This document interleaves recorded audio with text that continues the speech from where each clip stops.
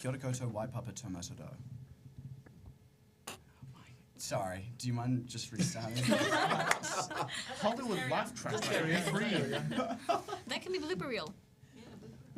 Kia ora waipapa tō, and welcome to the 2025 AUSA Presidential Debate. My name is Karen Panui, and I am the current Editor-in-Chief of the University of Auckland's magazine, Kraken, and I will be co-moderating this debate. Along with me is AUSA Student Voice Manager, Mauricio Lozano. It's lovely for you to be here. Nice, thank you, Kieran. Hi to you, and hello to all the students who are watching us on YouTube right now. Pleasure to be here, meeting all the candidates. I'm really looking forward to see what are your ideas and what you guys have to say. Excellent. I'd like to begin by introducing all of the candidates for this election. Right at the other side is Sarah White, who is currently the Vice President for Finance and Operations. She is also a fourth-year Law and Commerce student. Kia ora, Sarah. Kia ora, Kieran. Kia ora, Mauricio. We have Gabriel Boyd, who is currently the President of the Study Abroad Student Society and a fourth-year BA/B student studying politics, psychology, and communications. Welcome, Gabriel. Thank you, Kieran. Happy to be here. We have Fania Kapau, who is the current chair of the Princess Street Labour and also a master's student studying public policy. Kia ora, Fania. What's goody, Kieran? We have Laiba Zubair, who is currently the Vice President for Education for AUSA and also a third-year law student. Kia ora, Laiba. Hi, Kieran. And we have Elson Tan, who is a Grafton Hall rep and also a first-year Bachelor of Science student studying computer science. So, Kieran. It's lovely for all of you to be here. We have one candidate, Dr. Morteza Sharifi, who is not present. However, all of the current candidates have active campaigns, and you can find the details in the description of the video. I would like to begin by asking all of you a question, and I would like to pose it in the form of your current campaign. The University of Auckland's student population is incredibly large, and as a result of that, it can be quite challenging to communicate and engage with all these students as the potential president that would represent all of them. Do you think, thus far in your campaign, you have engaged effectively with these students, and would you be able to give us a taster of how you think this has occurred? I'll start with you, Sarah. Kia ora. So that's a great question. So obviously AUSA is the representative body of all students at the university. Despite membership numbers, we represent all students. So throughout my campaign, before the process even began, I sort of started reaching out to student groups and clubs and networking with them and hearing what they wanted to see from AUSA in 2025 and making sure that we are actually a representative association through all of these clubs and associations as well. Particularly partner associations as well. So I reached out to NTM and AUSA, whose voices are really fundamental for AUSA to represent. They have seats on our executive, so working with them has been a really important part of my campaign. Obviously it's been 2 days, so it's just begun, but I'm really confident that AUSA next year can be fully representative of all the student population. Excellent. Thank you, Sarah. Gabriel? Yeah, similar to what Sarah said, I've also been reaching out to various club members, faculty members, staff members across the campuses. And I feel like it's important here to also keep in mind that there are offshore learners, there are adult learners, and there are multiple campuses which don't get as much attention as they deserve. So throughout my campaign, you'll see lots of different promotional material throughout the different campuses, reaching out to as many student groups as I possibly can. But of course, if you don't feel heard, because some students don't, and we can't reach everyone all of the time, there will be a feedback channel that I'll be opening at AUSA to voice your concerns directly to the executives there. So yeah, I think with me and my campaign, it's a bit different when you haven't been on AUSA before. And something about me that I like to highlight is relatability and being there and, reaching out, talking to mates, talking to different clubs, talking to my networks, making sure that I reach the different campuses that we have around Auckland, not just city campus as well. And yeah, just being open to discussion, any feedback, anything that has come up in conversation between myself and other students, whether it be in clubs, in classes. I'm really just running a campaign that is authentically me, and that's fun, and that's relatable. I mean, I sat in a bin in the humanities building filming a video while the vacuum people were vacuuming. So, that's me and how I'm running my campaign. Excellent. Thank you, Fania. Liba. Yep, so similar to Sarah, I've obviously had the privilege of working for AUSA for 2 years now. As Women's Rights Officer, obviously I worked very closely with Wahine on campus, hearing their concerns. My office is in women's space, so women would come through, share their concerns, how they're feeling.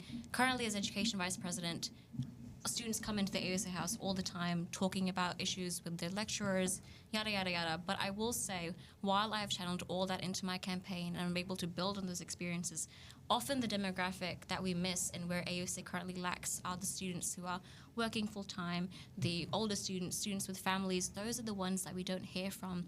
And so as president, I think one of the things that I would really want to do is make sure that we're tapping into the students and not just hearing the same voices again and again, because those are the ones that have the privilege to give that feedback, but the ones that are most vulnerable are the ones that we're not hearing from. So, Elsa.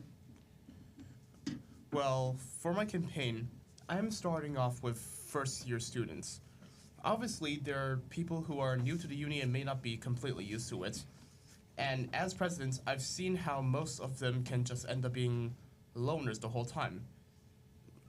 While I do also work with some clubs, I primarily prefer working with first-year students and people who often stay inside and don't really engage with the uni often unless they have a mandatory event to attend. So my campaign has basically been to spread the word among first-year students as well as put up physical posters, because from my experiences as a first year, I did notice that social media campaigns don't really work because many people don't have social media and want to study. Yeah. Can I just tap into a topic that Liba just touched base? Do you guys feel that is there any specific population of students that is very underrepresented on campus? And very short and sweet, what is this population that you feel needs more representation? I can answer that one. I would say particularly our postgraduate population at the moment. AUSA has been quite undergraduate-centric, and I'm hoping with the new postgraduate role that does change for next year, but they are working often full-time, and also our events are often just tailored towards first-year students. So tapping into those networks, increasing our events for postgraduate students is going to be really important. Cool. Yeah, definitely with the postgraduate students. But I think the international students are a group that, despite having their portfolio within AUSA, oftentimes don't feel heard. And through being the president of the Study Abroad Student Society, I've worked quite closely with some of the international groups on campus and trying to hear what they have to say. Because especially if English isn't your first language, it's quite hard to have a strong, powerful voice on such a big campus. So I think representing them is a very important thing that we need to focus on. Great. Fania? I agree with the take on postgraduate students, but also mature students as well. Students who have families, who are coming back to uni after having a long career. Also students who are Māori and Pasifika, especially with what's happened this year and certain comments that were made that were alienating. We do, need more representation, more support, and yeah. Great. Have you, Fania, specifically, just because you brought this topic up, have you reached out to the presidents of NTM, the Māori Student Association, and the Pacific Student Associations? Have you had a close relationship with them? I believe that Princess Street might have in terms of that capacity, but I have spoken to Jen, who is our current welfare officer, and we've had discussions about that and how to move forward and where we can, well, hopefully, in my campaign, get to promoting that. Great. So, Liba? I think for me, I'd have to agree with Gabriel in saying that it might be the international students on campus, just because often the students that are struggling are the ones who have English as a second language. They don't know the resources that are there, and so they don't know how to, quite, no pun intended, but translate their feedback and concerns into the resources that and channels that are there for them. And I cannot imagine what it must feel like to have significant concerns and worries and not be able to articulate those. And I've moved around a lot, but I've been very privileged to have English as I have a strong basis of English, and I feel like we often take that for granted. Yeah. That's not to say that other populations aren't suffering from the same systemic inequities that we have, but just based on my experience this year, for me, it would be international students because that kind of does taps into postgraduate students, you know, people of color, all those things. So I think it's a very overarching umbrella. You know? Elson? Well, I think one aspect of the student population that would be better reached out to, I mean, I do agree with Gabriel that international students mostly feel like they're unheard, and I do haven't, and although I am an international student myself, I am one of the few who can actually just seamlessly happen to merge into the UOA and basically only reveal that I'm an international student at the very last moment with no one knowing. And what Fania said with the Maori population, yes, there have been a lot of issues. And even though I am neither Maori nor Pacifica, I do sympathize with their issues because we all know that eventually it's going to affect everyone. But one more thing I want to mention is the neurodivergent community. They are a much less obvious community with members who happen to be all over UOA. You just don't know where exactly they are, but we all know that a majority of them are struggling with academia matters and other types of things. And I feel like reaching out to them would help them succeed in uni and give them a chance to be heard, whether it be for academic accommodations, social accommodations, or adapting to be able to give them the best experience they can possibly get here. Certainly. Just one quick question. If you win as a president, what would be that issue, one specific issue that you want to address for the student population? I will start with Elson. One specific issue I would want to immediately address is the bullying that happens at UOA that is not exactly seen.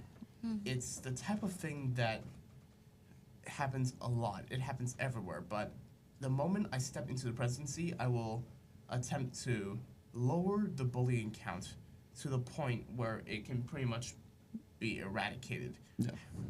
So, Nice. Yeah, I suppose in the same vein, for me, it would definitely be just trying to make sure that students actually feel safe on campus. May that be in the face of ableism, racism, discrimination, or even things like sexual assault. Our university's response has been incredibly weak. And I can say that because I've been in those positions and I've sat in these meetings where the university says, oh, we care about our students, but they're not doing the actions that actually choose to show that. Do you think that the president position is the right position to do that? I think it's the right position to influence those conversations because as president, you are in meetings with the highest stakeholders of the university, like the vice chancellor, like the provost. Yeah. And while it might not be something you can sit down and do every day, if you look at AUSA's 3 pillars, student voice, experience, and support, you can channel your vision for that in all of those pillars. Yeah. I don't see why not. Right. Yeah. Okay. Panya? First thing I do is call for a ceasefire. I think that AUSA is a student voice and the student voices are gathering together to want to have that made. Yeah. But yeah, and Do saying you think that is, because we are talking about like one issue that you would specifically address, do you think that would be the number one priority for a student association to address? For you as a president, that's the first thing? yeah, because it is not only political, it's also human. Yeah. And you have a look over at what's happening over there, and there are people who've had dreams of studying at tertiary level.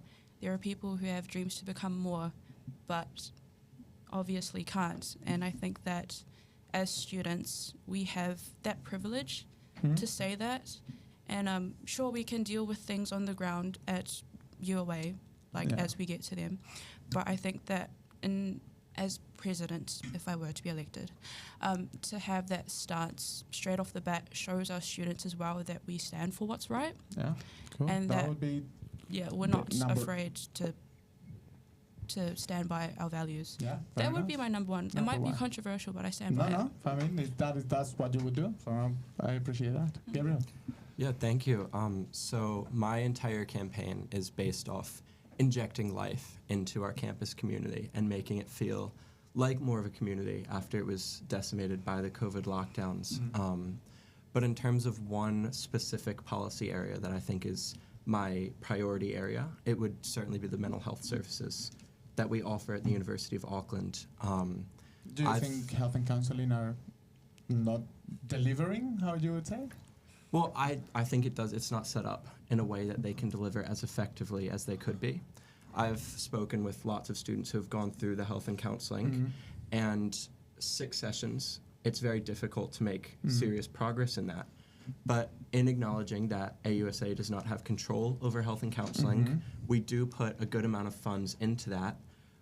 That's why my main priority for the mental health space is creating a streamlined service, whether that's a website or an app, to make it easier for the counselors at our university, the referral process. When you say, and I'm sorry, I'm just trying to understand, when you say we will set up that we provide like a lot of funding for it, do you mean like we as AUSA?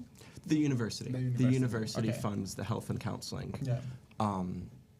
But I think that AUSA, from the student perspective, could certainly work with whether it's a student club of talk to the president of the Web Development Consulting Club or an outside group to help create that online space where students can be more easily referred to a clinician to help post their counseling at AUSA so that they can continue the work they've started and pass those notes on to future counselors. Cool. Thank you. Sarah? Thank you. So my entire campaign is that this campaign isn't about me, it's about the students. And one thing that I've definitely noticed while connecting and talking with students about AUSA is that they simply don't know what services and support are available. So absolutely the first thing that I will be doing as president is making those support services clear, engaging, and accessible to all students, improving the actual advertisement of those services. Yeah. We have an advocacy services, which is free and confidential advice. So many students going through disciplinary process don't even know about those services. And absolutely, we should be investing our resources into improving those. We've got 2 advocates, AUTSA, the AUT Student Association's got 6. I mean, that's a pretty stark comparison for a much larger university. So I think that's going to be my main priority first. We're going to touch base on that later on, but do you think AUSA has flop on promoting those services? I wouldn't say flop. There is some promotion, but I think for the generic student who is going through those processes, they're very overwhelmed and they just don't know where to turn. So of course, there's always going to be improvement, and I'm dedicated to making that happen. Yeah, thank you. Absolutely. I did just want to touch on the idea broadly of taking stances, and Fania, your idea was very much your first big issue was declaring a ceasefire. In general, AUSA in the past and presently has had to interact with student issues and make a statement. With the example of Gaza, I know for a fact that AUSA did release a statement in 2023. Do you think that that was an adequate response? And if not, why? Is that a question from you, or we all answer it? I think that it was a response, and it's a response that needed to continue and should always continue until something's done about it. I think that saying something just once isn't good enough, especially about these issues, because then it's like, okay, if you as a student association can't stand for something that's so pivotal and so human, how are we supposed to believe that you as a student union are going to do that about the issues on campus as well? I'm curious to get your thoughts on this, Gabe. Yeah, my thoughts. Well, I'm curious, what exactly was the statement that AUSA released? Because I read it quite a while ago, and I'm curious as to what they exactly said. Well, the broad description is value neutral, advocating for a ceasefire and humanitarian values. But do you believe in general, taking away from the Gaza example, just with student issues, that AUSA should be taking definitive stances on these matters. If you were president, would you? Yeah, so again, like you said, separate to that issue, I definitely think we're a student group, and in terms of these global issues, where if they're in the Middle East or elsewhere, I think we should be making statements that represent what our students want to be said, taking personal opinion out of the matter. Having said that, our statements need to reflect not just the majority of our students, but as many students as we can bring into that. So it's definitely a very fine line to tread in terms of releasing statements, and I think it would be looked at on a case-by-case basis. Sure. Nice. Sarah? When it comes to student issues that affect all students, absolutely, AUSA should be taking a stance and should be making statements on those. About your specific example in regard to Gaza, the statement that AUSA made last year at the time, I'm sure the executive discussed that, and that was the statement made. The statement, again, comes through the entire executive team, and as president, that's going to be something I'm focusing on. The executive is all elected and is all representative of the students, so working with the executive team to form appropriate statements as they're needed is going to be really important. But yeah, making sure that we're representing all students in our statements is fundamental. Absolutely. Elson? Well, in regards to the Gaza statement, obviously you're going to have people who are offended by that, but regardless of what students may feel, we also need to speak up about it, which means we need to release statements immediately. While I wasn't here at UOA for the Gaza statement back in 2023, I do understand how people feel about this matter. So it's best to speak up immediately once it starts coming out, regardless of what time of day it is or which executives are available. You just have to release a statement and watch as the events unfold. So it was I thought it was curious. You said before that regardless of executives at the time of a specific issue. So would you be proposing that instead of consulting with the executive, you would consider releasing a statement in general by yourself? Would you be able to elaborate a bit more on that? Well, obviously, if you're in a position of power, you need to release your statement as quick as possible so that it's because what the people want is a statement from someone in charge. If people can't wait, you can't just call up the rest of your cabinet and expect them to be available because remember, all executives are still students. They've got a lot of studying to do as well, so you can't just call them in the middle of the night the moment a huge event happens in Gaza and just say, hey, wake up. I know it's 3 a.m., but you need to come and help issue a joint statement from AUSA. I see. Liza? I disagree a lot with what was said in terms of, while I understand that executives are students, I don't think it's a fair comment to make that the president should be making those decisions on their own. Yes, the president is the media spokesperson for AUSA, but it would be incredibly dismissive of the entire exec and the portfolios represented, and quite, I think, contradictory in many ways. If we want to represent the student body, it shouldn't be one person making that call. In terms of the question itself, I was on the exec when we released that statement, and again, it was not one person making the decision. It was an entire very well thought out and well discussed decision, and the purpose of that statement was never for it to be a final call. I can understand that it might have come across as that, and I'm not trying to diminish student concern and feedback that we haven't been more proactive, but at the time that was the result that the executive came to. And I do believe that as student body, the student body feels very apathetic in many ways and disengaged. And one of the reasons why is because they don't feel heard, or they don't feel like AUSA can represent them. And so I absolutely do believe that AUSA should be putting out more not necessarily just statements, but just advocating for student issues on campus. Can I just second what Libo was saying really quickly, in that I feel knee-jerk reactions, while it is important to give out statements as things unfold. I think consulting not only with the executive, like Liba was talking about, but hearing about what the students have to say on the matter is something that we can't do overnight. Can I just put a reality check on here? Yeah. Let's say something happened internationally and we need to put a statement. It happened on a Friday night, and then you need to consult with the students, and then to receive right consultation, it has to take a week or two to actually get feedback. Then you have to call a meeting. So call a meeting with all the executives, that might take 1 week. Then while releasing the media, it happens 1 month after. I'm not saying it won't be relevant. I'm saying, do you think that timeline being a reality? I don't buy that timeline though, because from past experience, say, take that example of it's 5 p.m. on a Friday. Yeah. Worst case scenario, because obviously we'd have like a group chat and means of communication.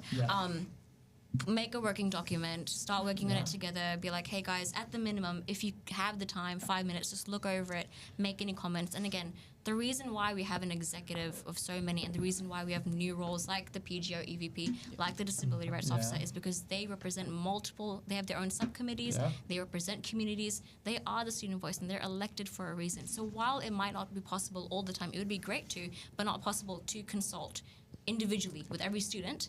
Then if those execs are there. If that was the situation, then why AUSA did not release a statement more consistently in previous opportunities, based on your experience? But AUSA did release a statement. No, are you why? speaking but like Fania continuously? Was continuously. Fania was mentioning why continuously. Do you think that wasn't the priority anymore? And I mean, Sarah or Liba are welcome to jump on. I don't think the wording priority is adequate in this situation. AUSA at any given time will have 100,000 things on its plate. We've had funding negotiations going on, which I'm sure Sarah can talk to as well. We've been updating our constitution. That's not to say that the conflict is in any way, shape or form more or less important. But I think if you're asking me on a personal level, I would have loved us to put out more statements. But if you're asking me as someone who is part of an executive, that is a group decision. It is not enough for me to rock up and say, I want to just put my foot down, because we're not living in a dictatorship. And I don't think we ever should be. Just adding on to that, being part of an executive is important to work as a team. And I wouldn't say it hasn't been a priority this year. These conversations have come to executive meetings, and there have been things that our executive has taken away and discussed with their subcommittees as well. And just necessarily putting out a statement, it hasn't happened this year, but we still have in that way taken stances by communicating with student groups about the support available for those protesting, reaffirming their right to peaceful protest on campus, and those who were affected by the protest, they were able to come to the AUSA house and seek support as well. I will just say, just really quick. I'll just give Fania. On that protest bit, one of my policies is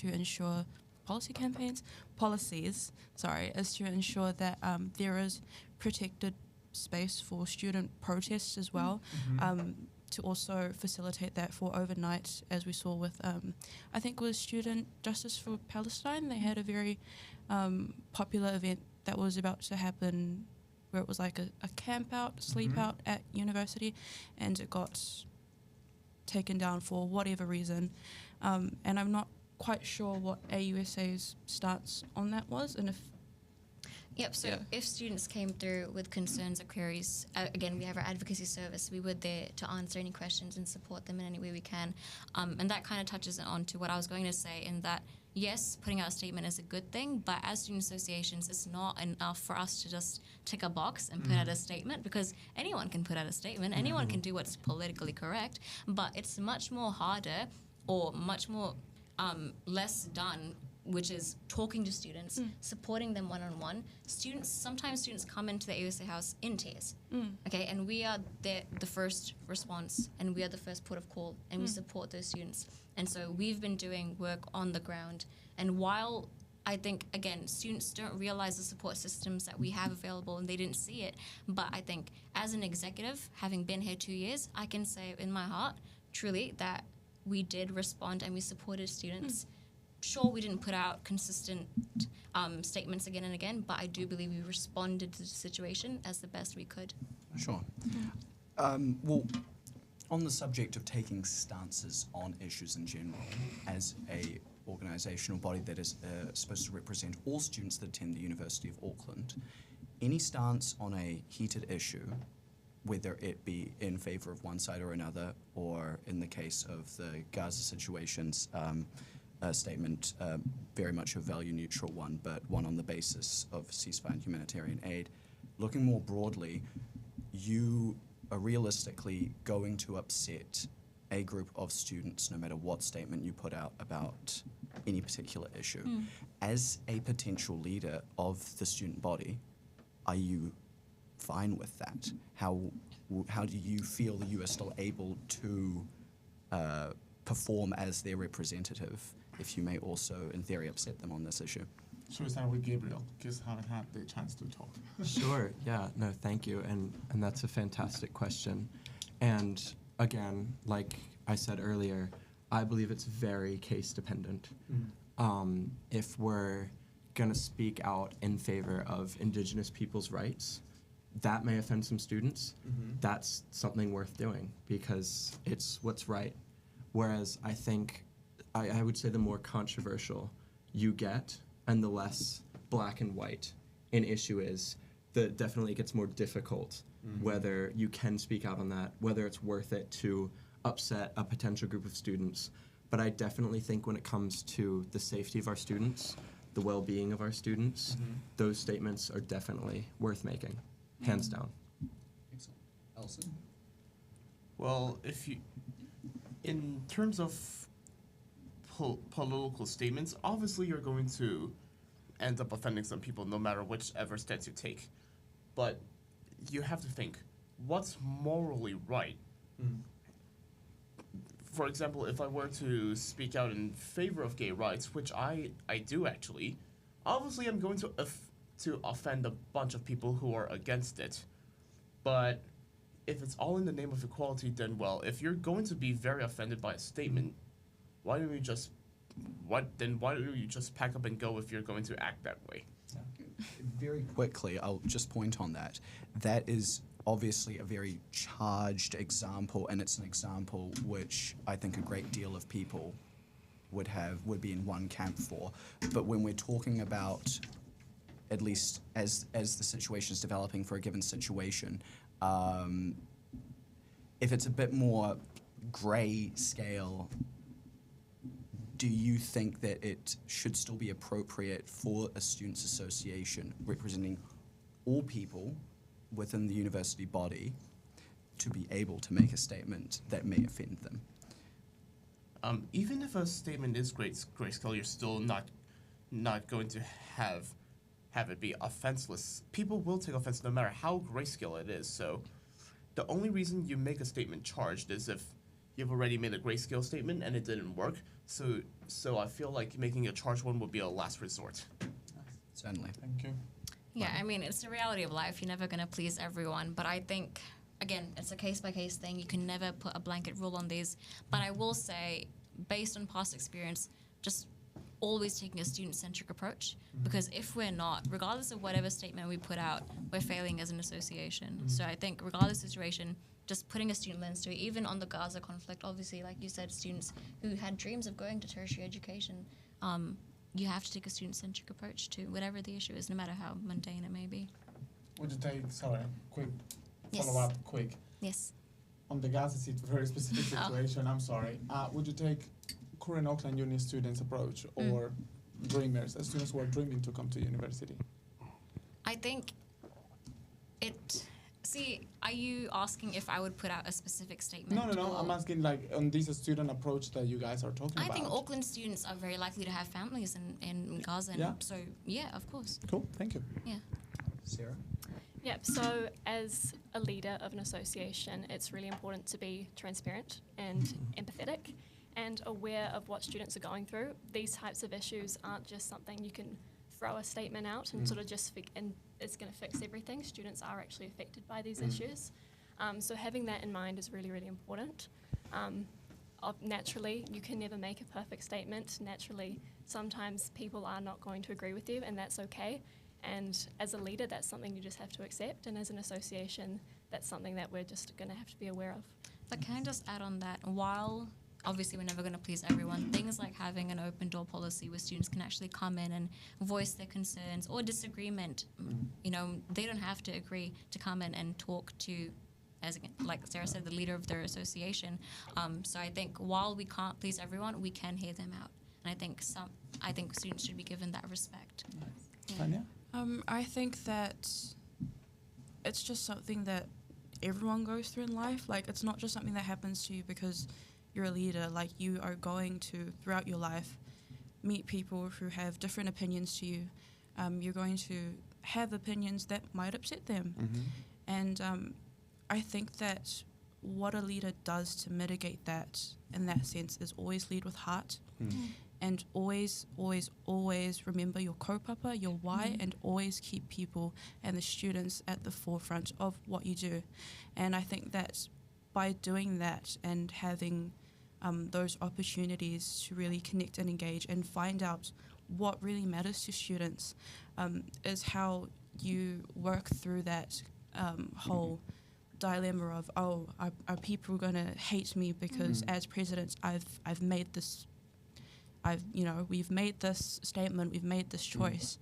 And I think, also on that, one of my other campaign policies is to, in Pasifika culture, we call it a talanoa or whono, and to have that happen regularly to get student voices generating conversation and feeling more accessible to the executive. And I think that when you implement strategies like that, as a leader, it's so much more easier to find,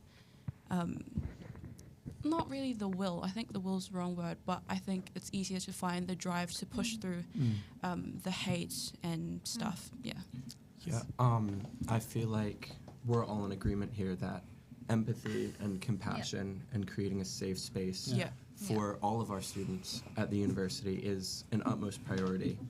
And of course, as president of the Study Abroad Student Society, a lot of those students are from regions close to conflict, not just the conflict in Gaza, but all around the world. And having those conversations with students being put on our executive, and I've sat down with some students who, like Liba said, have been very overwhelmed by everything going on.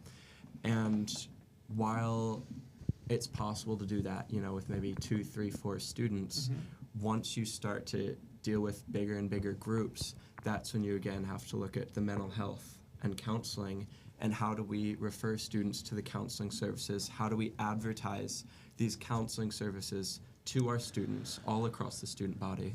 Nice. Sorry, Gabriel. I just want to change the topic a bit on and move to probably one of the decisions that you as presidents will be part of, and part of the conversations that you will have to make.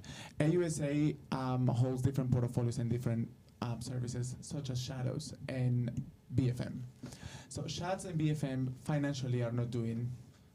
They're not making money. You as president, you will be part of the conversation of we either keep funding Shadows and keep funding BFM, and it's generating a lot of spending money for the students, which is taking away from providing other services to the students. Or do we finalize and close Shadows and BFM? What are your stance on that? I will start with Fania, because Fania hasn't started a question. Oh, okay. Oh, that's an interesting one. So basically you're asking, if worst comes to worst, do we close them? It's asking, given the financial constraints, are 95 BFM and Crackham worthy investments over other potential opportunities? And Shad, sorry. Oh, and Shad, sorry, yes. Is Crackham included in this conversation? Should have mentioned that. I think that 95B and Crackham are very pivotal in getting across, again, what students are wanting, what students are up to, what students are thinking. They're mediums that we're so privileged to have. Like, not every university in the world can say that they've got a student magazine, they've got a radio station, they've got a bar on campus. And I think that, given the way that it's going financially, I can understand why that's on the table. But I think that those mediums are ways for students to express themselves and to, hang around, university life is so serious. Yeah. And those are mediums of which, students get to blow off steam, get connected, express themselves. Keep funding and keep funding. I That's think financially would make sense. Yeah, I think keep funding them, but also there are ways to be smarter about that funding. I don't have any ideas on that because I'm not a finance girly. But yeah. you will be part of that conversation. Yeah, as the president, I would most definitely, because it enhances the student culture as well. Cool. And yeah, it's very much your way. And Nice. if we lose those, then we kind of lose a bit of our student culture as well. Great. Well, I'm actually thrilled you asked this question, Mauricio, because this is one of my main focuses of my campaign in terms of increasing engagement. And the fact that we have a school of 45,000 students, 45,000 plus, we have one student bar for the school, and it ran a deficit. I mean, that is incredibly hard to believe. Yeah. And when you look at post-COVID, what's happened to Shadows, and this is not a slight on Shadows management at all. I'm friends with their manager, with their assistant manager. They're fantastic. They're doing everything they can to stay afloat. But we have to start investing in different opportunities, right? So to get a sound system, an acoustic system installed at Shadows, that's $10,000 to $20,000. We could have live bands at Shadows, right? If we're having live bands perform, let's say weekly, let's say on a Thursday, we're making that money back that we invested in less than a semester. And so, I apologize. That's a curious point, and it's looking at better revenue generation via engagement. Am I correct? absolutely. Yeah. So the problem broadly with the question that was posed is that 95 BFM and Shadows are both having their leases are about to be up, and if the university's probably going to have to say to them, you're going to have to move. Now, if they cannot find a space on campus in order to put that place, or if they do, but they have to front up refitting costs, which are huge, it is not financially viable at all. So, in general, the question is posed more towards, well, while engagement is good with Shadows, and that's keeping them afloat now, if down the road they're going to need to move, is that a serious question about whether or not we should be cutting it as a whole? Yeah, absolutely. And I think the way the question's framed, we also have to keep in mind we're using AUSA funding, university money. That university money is coming from what we're paying for classes, what students are paying for classes, and it should be up to students to have a say in where their money goes.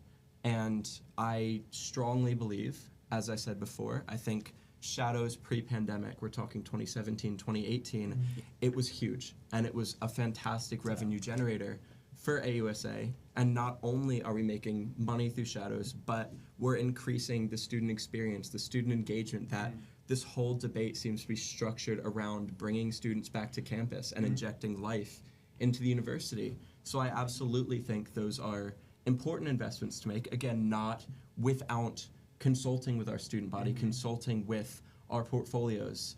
And on top of that, like I said, being smart with investments, I'm from America, and I worked for the Pennsylvania State House of Representatives. And so I know how important it is to balance the budget. And I know how, when you really get down to the nitty-gritty, you have to make cuts, you have to make tough decisions.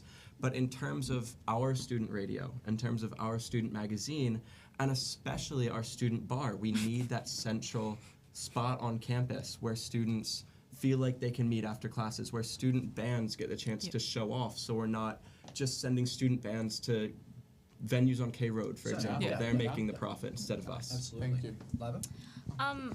See, I'm not a finance girly either, but I think the thing is, the student body has changed quite a lot. You at 2 p.m. you don't see a lot of people drinking in sheds, besides you, Kieran.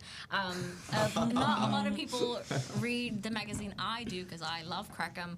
But not a lot of people are picking up the magazine and reading it. Not a lot of people are listening to the radio. So I think because I've been in those discussions before as an exec, because we were making that decision of, do we want to keep investing in these entities. I think the question that we need to ask, not only as an exec, but because we have things like an advisory board who have people who can give guidance. So even though I'm not a finance girly, I can have those conversations. I think the question that we need to ask is, what exactly is the purpose of those entities? What are they supposed to serve to the student body? And are they meeting that purpose? Because if they're not, and if SHADS is empty every single day, and this is in the scenario where all engagement isn't working and, we just have to make a decision, right? So yeah, I think if it's not serving that purpose, and if we want to, and if there are other ways that we can boost student engagement, that we can get more students engaged and be in the loop of what's happening, or submitting articles or whatever it may be, I think that we would be better off investing in other pathways that would achieve that goal, because that's why these entities exist. Yeah. But it wouldn't be an easy decision. Fair. Yeah. Sarah? Cool. So adding on to that, I am a finance girly.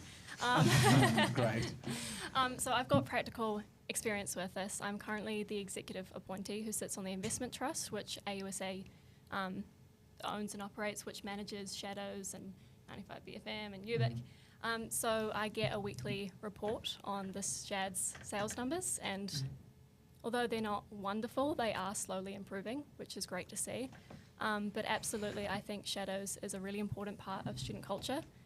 If there's not a student bar on campus, students are going to look for other means going into town for their first student drinking experience, which in comparison to a student bar where there's university security, university policies and procedures in place to protect students, it's a lot safer environment for students to be.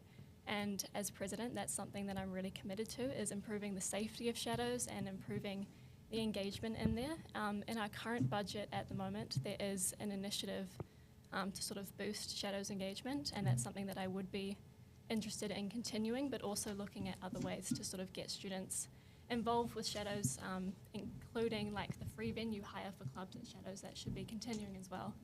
And then to sort of touch on 95 and Crackham as well. They are really important for student culture and for student media, and I don't think that's something that necessarily should go away. That's really important, but we should be looking at other ways we can make these medians, more accessible to students, moving them online as well instead of just a print copy of Crackham. Those sorts of initiatives are going to be really important. Thank you. Alson? Well, in terms of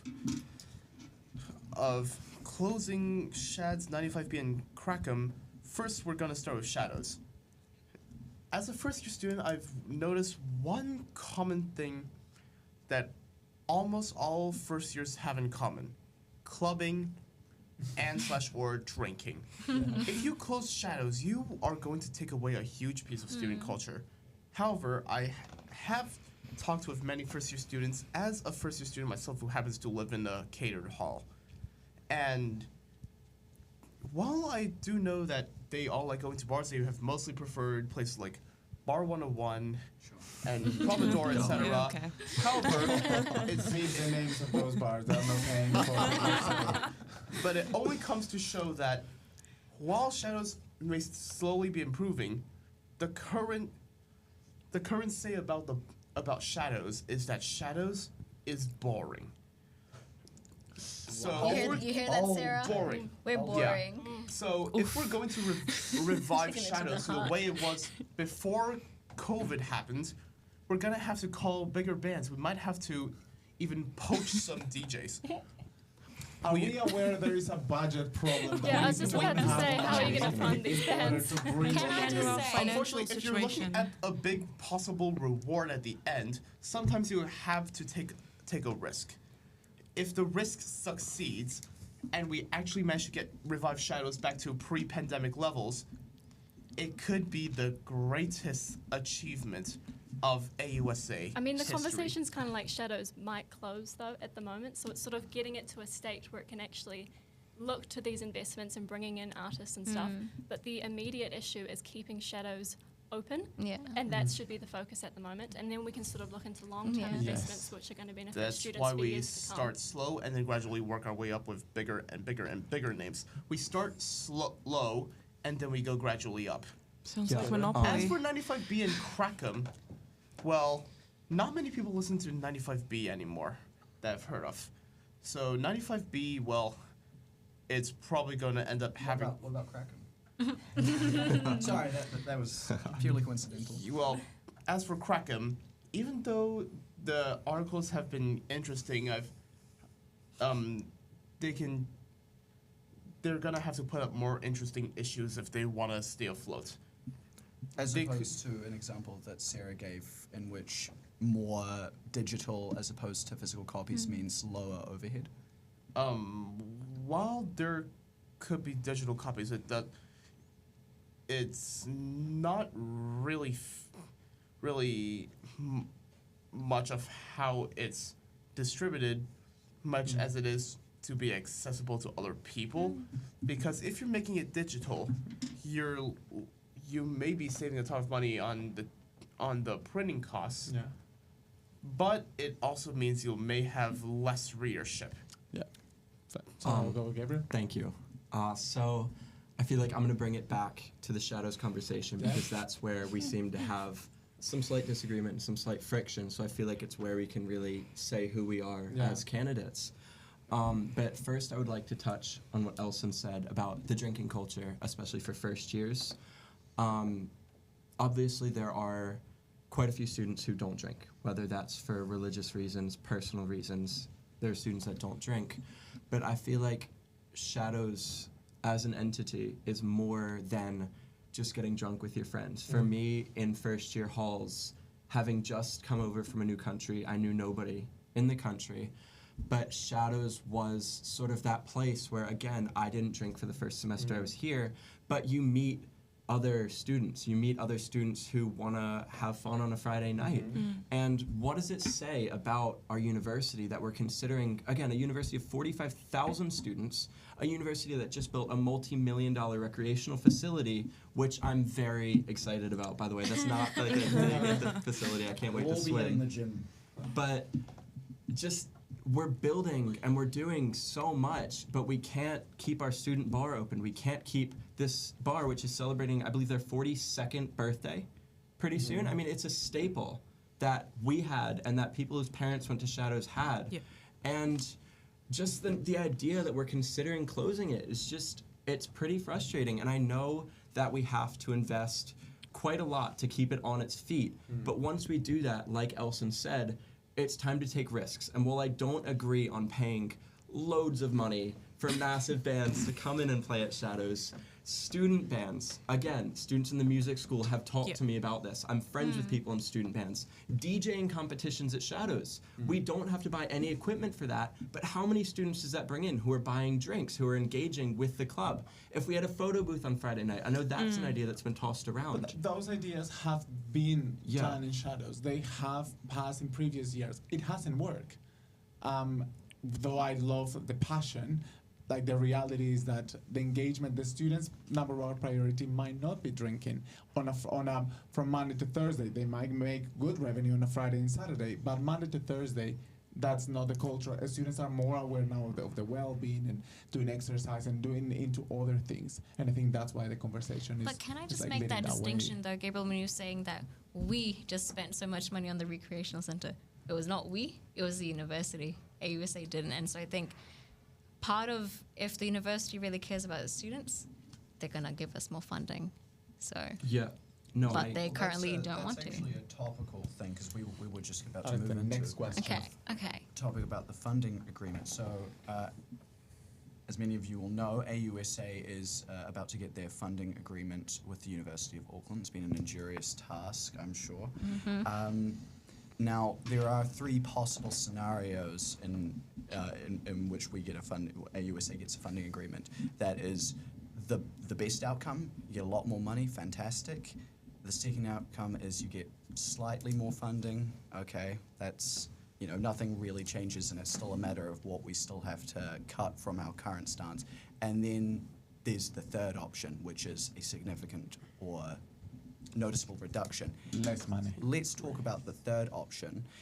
In your presidency, in theory, how would you deal with the prospect of having to cut essential services that AUSA currently provides, and which ones? So is the question of protesting against the university out of the idea? Or? No, it's not. The thing is that, and that is something reality check as well, is that the president that is coming for next year, they won't have a funding agreement conversation with the university because that conversation has happened already. So you, as the coming presidents, you will have to manage the money that has been agreed already. So that's why there are three options that it was explained. And if the last option was the one that you guys have to deal with the current knowledge that you have about AUSA, about student needs, about services that AUSA offers, what would be those cuts that you will do as a president, or what will be those suggestions? Start with you, Alison? Alison. If we can do it very quickly, that would be great. Well, if we're talking about the funding agreement, well, I mean, students pay to be here, but the main purpose of being at UOA is to study, get your degree, and further your career. I mean, we all know we're not going to be here forever. So while it hurts to cut off essential services, at the same time, if we also have to consider the fact that students are allowed to protest at university, we should just let them do it. It's while it is a part of university life, at the same time, it's most likely going to jeopardize people's grades as well. So you will cut shadows, is that my understanding? Not shadows. Okay, 95B, probably. 95B, okay, cool. Perfect, thank you. Liba? See, I don't know. That's a very tricky question. So asking which things would I cut? Yeah, from the current AUSA portfolio. Oof. Well, look, here's the thing, right? AUSA's got 3 pillars: student voice, experience, and welfare. Support. If we are failing significantly in any of those pillars, we're not really doing our job as an association. So at this moment, I don't think I can tell you off the top of my head. But again, that would have to be a conversation. And at the start of the year, each executive comes up with like an operational plan. And something that we're working on this year is like a strategic plan. So what would you cut off? I can't tell you for sure. I think if we've got failing investments like shadows, kakite, goodbye. Kakite. To be honest, probably wouldn't cut any.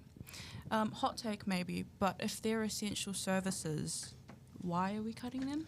Because we are receiving less money. I know, from the but they're university. essential and they're like classed as essential. And So that is We can't pay for it. And once you have once the president has the funding agreement will last for, I believe, 5 years, however long. Depends. But it will not. The conversation will not occur during your time as president. the last one lasted 10 years So- before we had another Damn. conversation. Yeah, we're not doing that again. Yeah, No. and there is therefore a finite amount of resources that is allocated to AUSA each year, and so do you think it is realistic to take that stance that we will cut, or AUSA will cut nothing?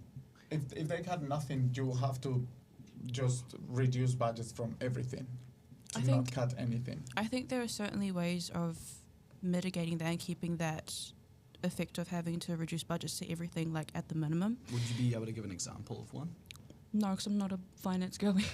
But I do have hope because like as students ourselves, we're not out here like expecting the most bougiest like upper class things. Like who we are is like a bunch of people who just want to get by and like express ourselves and have fun. So like I think if they are already classed as essential services, we need to be looking at ways to keep them instead of having. I understand that the discussions on the table of like getting rid of them. But I do agree. And let's say, like the class rep program and advocacy is just as important as the other services. But like the reality is that you might want to have, if that is the scenario, there is something that needs to be defunded. I think that it's also a discussion for the exec again, if it ever gets to that correct. point. But you as a leader, do you want to take any stand on that? No, really. As a As the president, would you like to take any stance on that? Any? I mean, personally, I wouldn't. I would So look you would at. just leave it on the executive to decide. I would have a look at how we can keep them all, and I know that's being done, but Yeah. like to me, if it's an essential service, we're classing it as an essential service. There's a reason for that, and yeah, hot take, but it's my take. So I will just We'll let give- finish. We'll get back to that. Yeah. Yeah. Before I answer your question, just really quickly, Liba, thank you for clarifying that it's UOA financing the new athletic Yes. building. I did know that.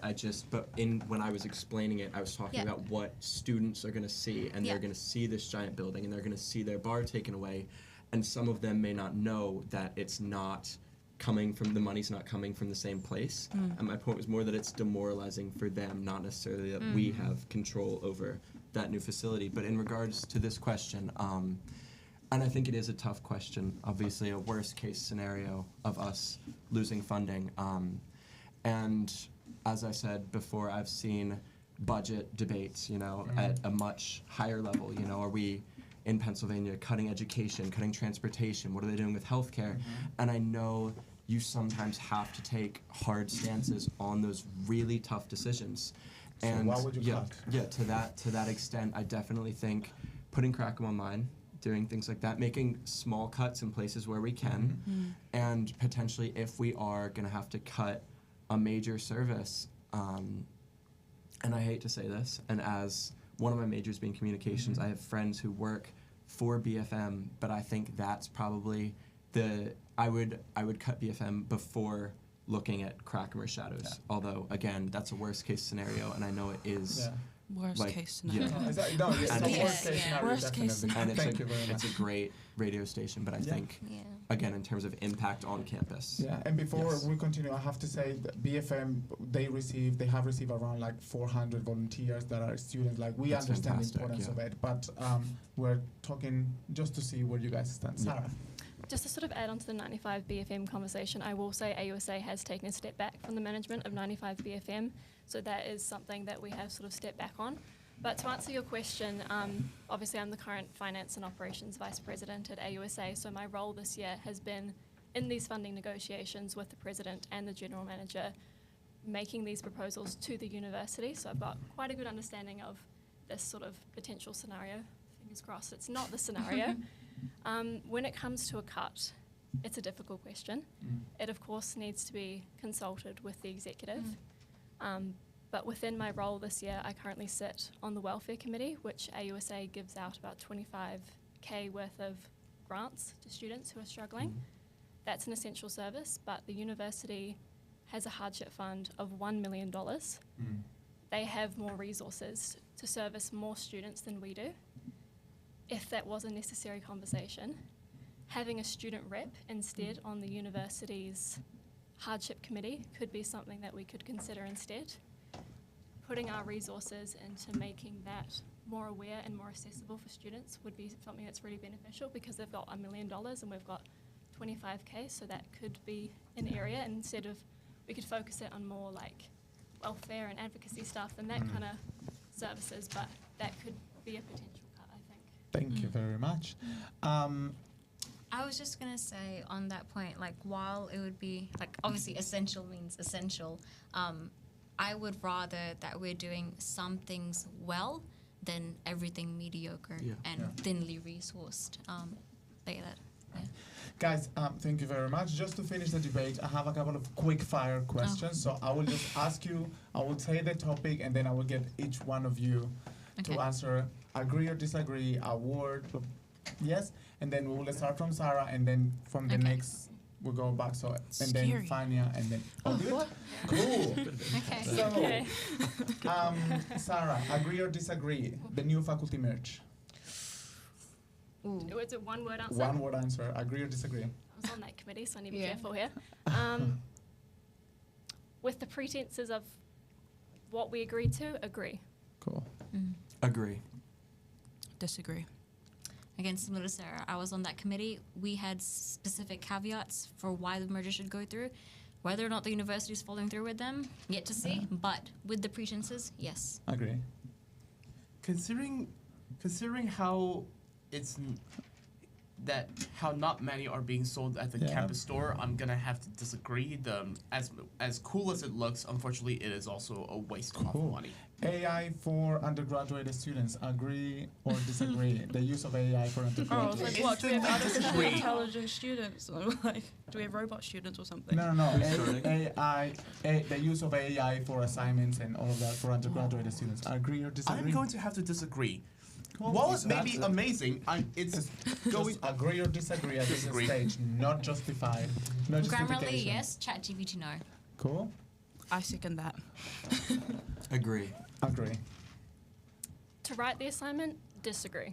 For planning, agree. Cool. Now, Fania, safe spaces for Maureen Pacifica. Agree or disagree?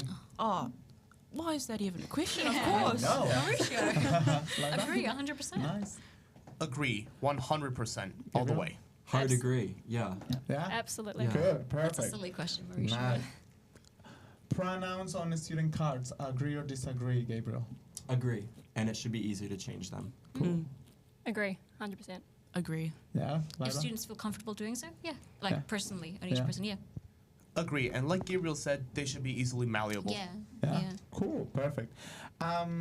Now, what's a good service provided by the university? One service that you feel that it's a good The service university and not provided by AUSA? The university, not Oh. AUSA. I would say CETA is the career employability one. Yeah. I'm sticking with the mental health and counseling services we Yeah. offer. So Sure. they're good, but they flop. They're I good, see. but we need to further them.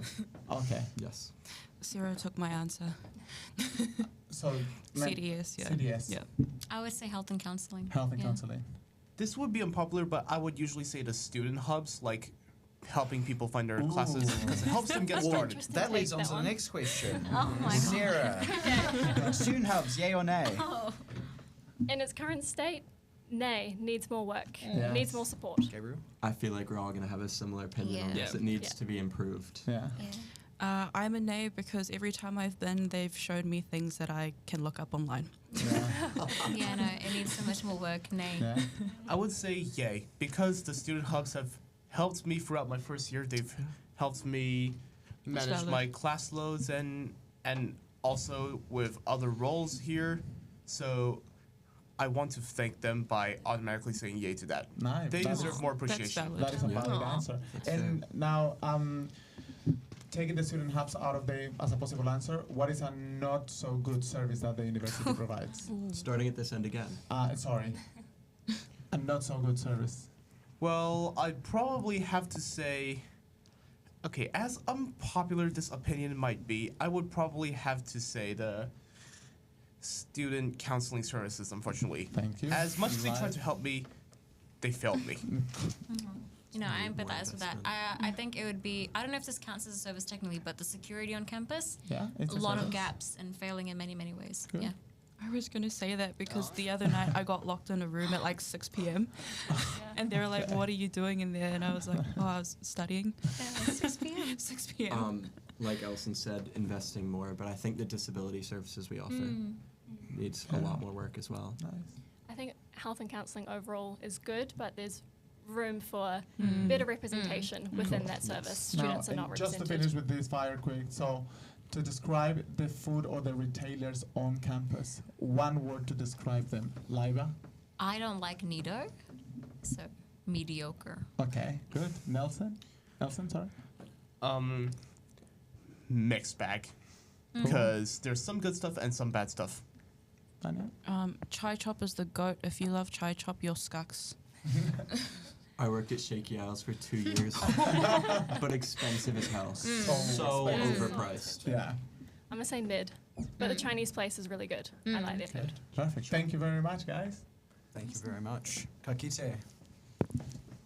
Thank you. Thank Sorry, you. can we record just the final, just to say Oh, thank you very much. We encourage everyone to vote, please. Thank you so much. Yeah. thank you very much for listening to the 2025 presidential debate. I would love to thank, firstly, Mauricio Lozano, Thank my you very much. fantastic co-moderator, and to the 5 amazing candidates who are putting up their hand to potentially be the biggest cheese on campus. I encourage everyone to vote in this upcoming election. The information for that will be out, as in the link for it will be out. Yep, so the link will be available on the description of this video. It will be also available on the AUSA website, in all the AUSA channels, and I'm pretty sure all the candidates will share it in their, in their personal accounts to promote their candidacy. So thank you very much to everyone. Thank you, Kieran. Have a good rest of your day. Thank you. Thank you, guys. Thank God no, our faces weren't on there, dude. That would have been awkward as shit. Thank you very much, guys. Really appreciate your help.